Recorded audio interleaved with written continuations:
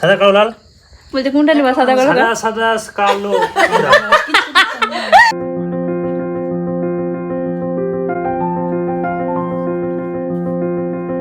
নমস্কার, আমি মুনি। আপনাদের সকলকে আমার একটি নতুন ব্লগে স্বাগত জানাই। আশা করি আপনারা সবাই খুব ভালো আছেন আর সুস্থ আছেন। দিনটা আজকে শুক্রবার, আর আজকে মা রেখেছে বাড়িতে নবান্ন পুজো। নবান্ন পুজো বলতে অনেকে বোঝে, অনেকে আবার বোঝে না। যাই হোক, আমি একটু ছোট্ট করে বলে দিই। নবান্ন পুজো বলতে বাংলার অগ্রহায়ণ মাসে যে নতুন ধান চাল উঠলে যে বাড়িতে একটা পুজো হয়, সেই পুজোটা রাখা হয়েছে। আজকে একটা ভালো দিন, সেই দিনে মা রেখেছে পুজো। আর এখানে যে ভাই, আমরা সমস্ত সবাই মিলে রেডি হয়ে গেছি, যাব বাড়িতে। মা আর বুনো তো বাড়িতেই রয়েছে, আমি, ভাই, দিদি এখন রেডি হচ্ছি। আমরা তিনজনে এখন যাব ওখানেই। আর আমাদের এসডি বাবুর তো অফিস রয়েছে, ও এখানে অফিস করবে। যেহেতু ওখানে খুব একটা নেটওয়ার্ক ভালো না, তাই এখানে সারাদিন অফিস করে জিজু আর ও সন্ধ্যাবেলা যাবে। জিজুও এখন দোকান রয়েছে, তো তাই আমরাই বেরোচ্ছি। ওরা দুই জামাই মিলে সন্ধ্যাবেলা আসবে। যদিও ওখানে অফিস করতে পারতো, কিন্তু নেটওয়ার্কটা ওখানে খুব একটা ভালো না। ও বললো রিস্ক নেবো না, এখানেই অফিসটা করে নিই, সন্ধ্যাবেলা আমরা যাবো। যাই হোক, আমরাও বেরিয়ে পড়েছি। দিদিবাড়ি থেকে বাড়ির ডিস্টেন্স ওই 10 মিনিট মতো বাইকে লাগবে। তো ভাই না হলে সন্ধ্যাবেলা গিয়ে ওদের দুজনকে নিয়ে আসবে। সবে মাত্র অগ্রহায়ণ মাস পড়লো, আর এই পুজোটা তাড়াতাড়ি করে নেওয়ার মানেটা হচ্ছে যে আমরা বেশি দিন থাকবো না। আর মা চাই যে আমরা থাকতেই যেন নবান্নটা হয়ে যায়। যাই হোক, সব মারাই চাই যে বাড়িতে অনুষ্ঠান থাকলে আমার সবকটা ছেলে মেয়ে যেন বাড়িতে থাকে। এই ভাবনা চিন্তা করেই মা পুজো রেখেছে। পুজোটা তাড়াতাড়ি করার আরেকটা কারণ হচ্ছে যে মা আমাদের সাথে এবারে কলকাতা যাওয়ার আছে, তো সেই কারণে মা বললো পুজোটা তাড়াতাড়ি তাহলে করেই নি। ভালো একটা দিন দেখে আজকে পুজোটা রাখা হয়েছে। এসেই দেখি বাড়িতে মা পুজোর সমস্ত কিছু শুরু করে দিয়েছে। এই সুন্দর সুন্দর আলপনাগুলো দেখতে পাচ্ছ, এইসব আলপনাগুলো আমাদের পিঙ্কি রানী দিয়েছে।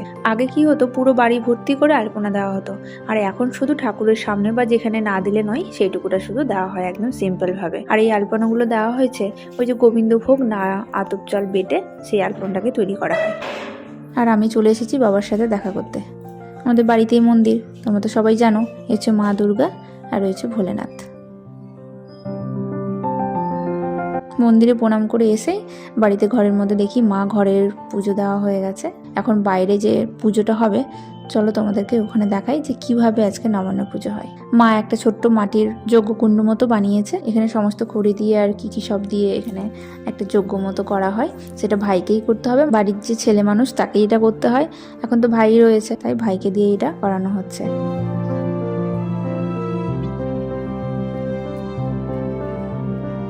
এখানে অনেক রকমের ফল, গোবিন্দভোগ চাল, দুধ দিয়ে মেখে একটা প্রসাদ মতো বানানো হয়েছে, সেটাই যজ্ঞকুণ্ডটাতে দেওয়া হয়। বাড়ির যতগুলো সদস্য আছে সবাই মিলে এখানে প্রসাদটা দেবে। শেষে দুধ দিতে হয় একটু, আর সব শেষে দিতে হবে একটা পান আর কলা, যেটা নিয়ম। সেই নিয়ম অনুযায়ী মা এখানে পুজো করছে। আর আজকের দিনে অনেক রকমের রান্না বান্নাও হবে। এই রান্না বান্না পূর্বপুরুষদের উদ্দেশ্যে দেওয়া হবে। বাড়িতে ভান্ডার পুজো হবে, কাক পাখিদেরকে খাওয়ানো হয়, তারপর কিছু লোকজন ডেকেও বাড়িতে খাওয়ানো হয়। এই পুজোটা অনেকে অনেক বড় করে করে, অনেকে ছোট করে করে, যে যার সামর্থ্য মতো করে। তো মা এবারে অনেক লোকজনকে খুব একটা করেনি, মা আমাদের সাথে কলকাতায় যাবে, তাই এবার বেশি লোকজন মা করেনি, ছোট্ট মতো একটু পুজোটা রেখেছে। আমরাই যে কোটা বাড়িতে লোক আছি, আর কিছু কিছু মা লোককে বলেছে, যেগুলোকে না বললে নয় সেগুলোকে বলা হয়েছে। যেমন আমাদের জমিতে যারা কাকুরা সব কাজ টাজ করতো এতদিনে, তাদেরকে শুধু বলা হয়েছে। যাই হোক, পুজো এবার প্রায় কমপ্লিটের দিকে। এখন হবে খাওয়া দাওয়া। আজকে দুপুরবেলা ভাত হয় না, তাই জন্য খাওয়া দাওয়ার নিয়ম রয়েছে চিড়া, দই, মিষ্টি, ক্ষীরও হয় অনেক সময়। এবারে মা ক্ষীর করেনি, তাই টক দই, মিষ্টি দই, 2 রকমের দই নিয়ে আসা হয়েছে। মা আমাদের জন্য প্রসাদও নিয়ে চলে এসছে। প্রসাদ খাওয়ার পরেই শুরু করলাম আমরা সবাই মিলে খাওয়া দাওয়া। সবাই মিলে বসেছি খেতে। 2 জামাই থাকলেও আমাদের সাথে এখন খেত, ওরা যেহেতু নেই আমরা খাওয়া দাওয়া করে কাজে লেগে পড়েছি। সমস্ত রকমের সবজি এখানে কাটাকুটি চলছে। যে লোকজনগুলোকে বলা হয়েছে সেই হিসাবে আমাদের এখন রান্না বান্না হবে। আইডিয়া মতো এখানে সবজি টবজি কাটাকুটি চলছে।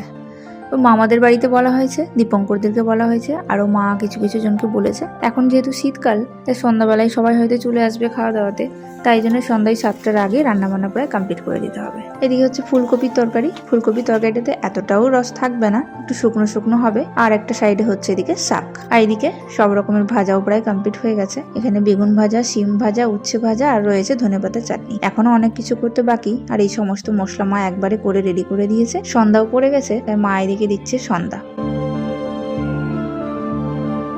এদিকে আমাদের পিঙ্কি রানী রান্না করতে করতে হাঁপিয়ে যাচ্ছে, একবার করে শুধু যাচ্ছে আর মুখে জল দিয়ে আসছে।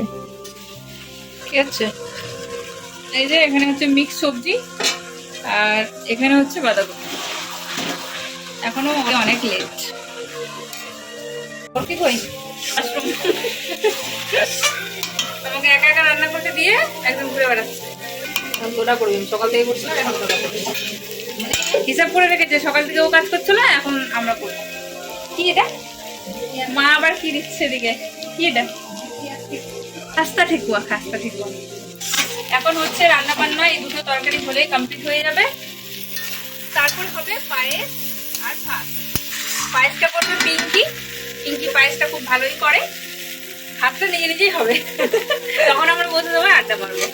আর আমাদের সাহেব বাবু বাইরে গেছে আমাদের এসডি বাবুকে নিতে, কারণ ও ওখানে দিদির বাড়িতে অফিস করছিল, বেশিক্ষণ লাগবে না দিদির বাড়ি থেকে বাড়িতে এখানে আসতে, বাইকে 7 থেকে 10 মিনিট মতো লাগবে, চলে আসবে। অনেক কিছু রান্না বান্না হয়ে গেছে, শুধু দুটো তরকারি বলে বাকি সব একসাথে দেখাবো আজকে কি কি রান্না হয়েছে। চলে আসলে কি নিয়ে এসছে?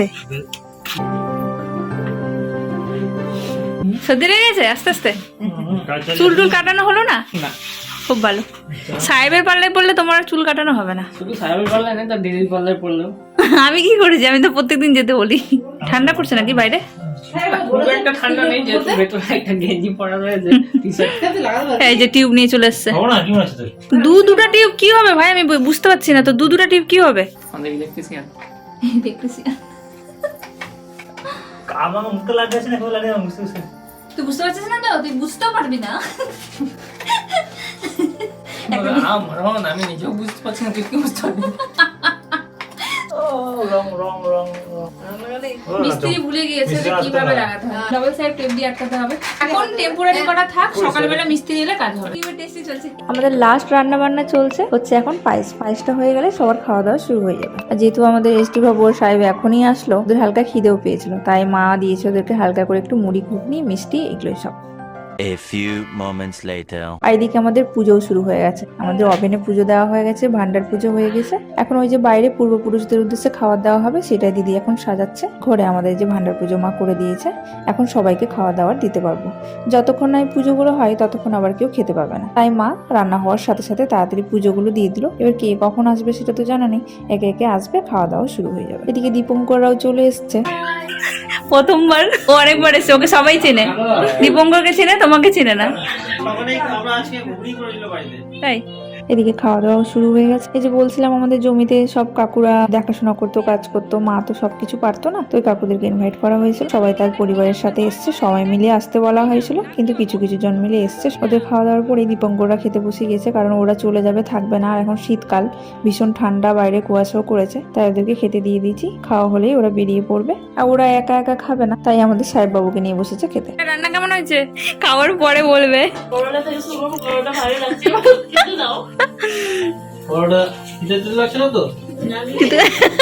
করলা তিতই লাগে, সর্বপ্রথমে একদম মুখে তিতা করে দিলাম। আপনার বৌমা বলছে বরণ ডালা নিয়ে আমাকে বরণ করলো কই? ও আবার আসলে তো না দুইজনকে একসাথে করব, ওই জন্য আমি বললাম ও আরেকজন আসবে তারপরে। হ্যাঁ পুরানো হয়েছে না কি, আমার কাছে নতুনই থাকবা। আমি ওই জন্য বললাম যে শাড়ি পরে আসতে হতো, তাহলে নতুন বউকে চিনবো কি করে আমরা? আমি চিনতেই পারিনি বউকে। তোমার এই আশা অভিলাষ পূর্ণ করে দেবে আমার পরে। সাহেবের জন্য মেয়ে খোঁজো, তাহলে একসাথে হয়ে যাবে তাড়াতাড়ি। আমরা বাড়ি চললাম। ঘরে এসো, বসো।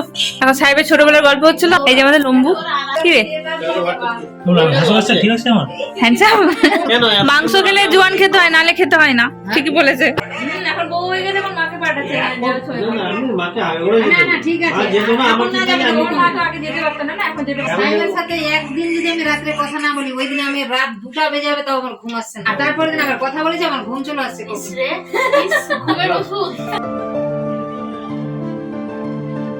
ওদের খাওয়া দাওয়া কমপ্লিট হয়ে গিয়েছে, আর এখন রাত্রি 9টা থেকে 9:30 মতো বাজে। যেহেতু শীতকাল, ভীষণ ঠান্ডাও করছে, তাই ওরা বেরিয়ে পড়ছে। এখন ভীষণ ঠান্ডাও করছে, কিন্তু সত্যি বাইরে সোয়েটার না পরলে বাইরে যাওয়াই যাবে না। যাই হোক, ওই মন্দিরে প্রণাম করে ওরা এখন বেরিয়ে পড়লো।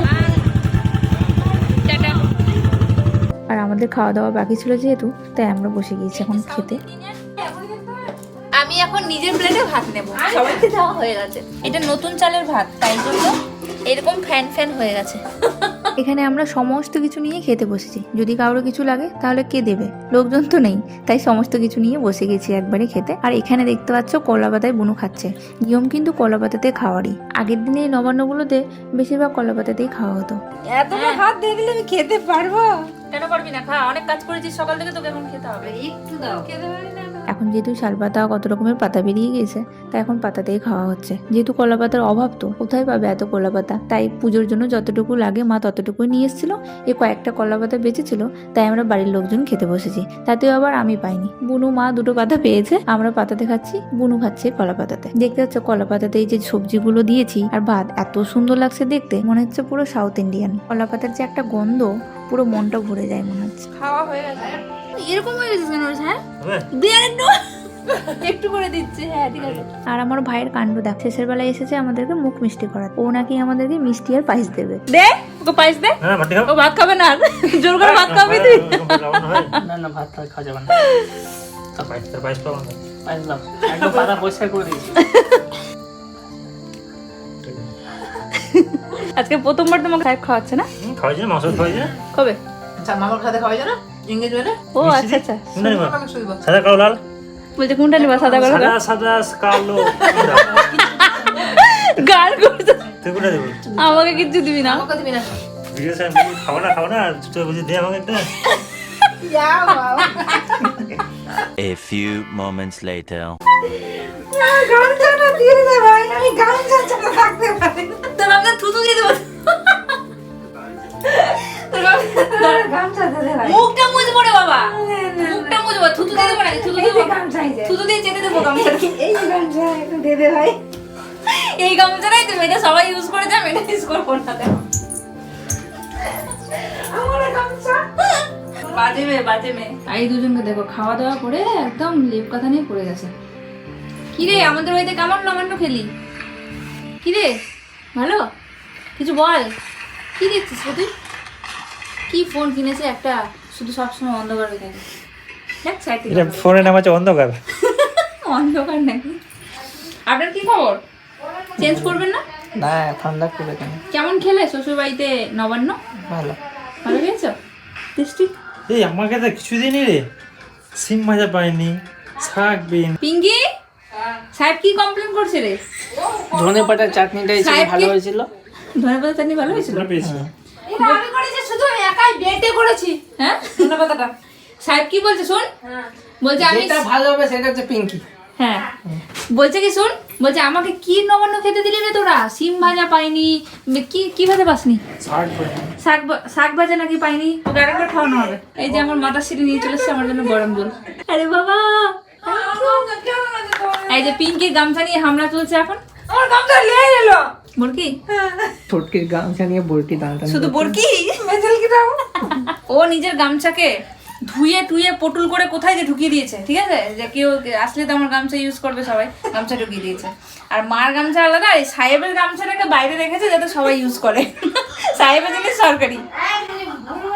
তাহলে সাহেবের গামছা রেখে দিয়েছে ভালো করে যাবে, আর ওর আমার গামছাতে সবাই একদম। মায়ের গামছা সরকারি দিয়ে দিয়েছে সবাইকে ইউজ করতে। গরম জল খাবে তোমরা কেউ? না, আমি খাচ্ছি তো। তারপর গ্যাস হয়ে যাচ্ছে, একটু গ্যাসটা ভরে দাও। সিলিন্ডারে ভরে দিতে বলছে গ্যাস। চলো আজকের আমাদের এই নবান্ন এইভাবে কাটলো সারাটা দিন। নবান্ন কিভাবে হলো তোমরা তো দেখলে। এই অবধি যদি ব্লগটা দেখে থাকো আশা করি ভালো লেগেছে। ভালো লাগলে অবশ্যই একটা লাইক করে দিয়ে শেয়ার করে দিও। তো যদি চ্যানেলটা কেউ নতুন থেকে থাকো please do subscribe our channel. তো দেখা হচ্ছে একটা নেক্সট ব্লগে। আজকের মতো এখানেই। সুস্থ থেকো, ভালো থেকো, টাটা, গুড নাইট।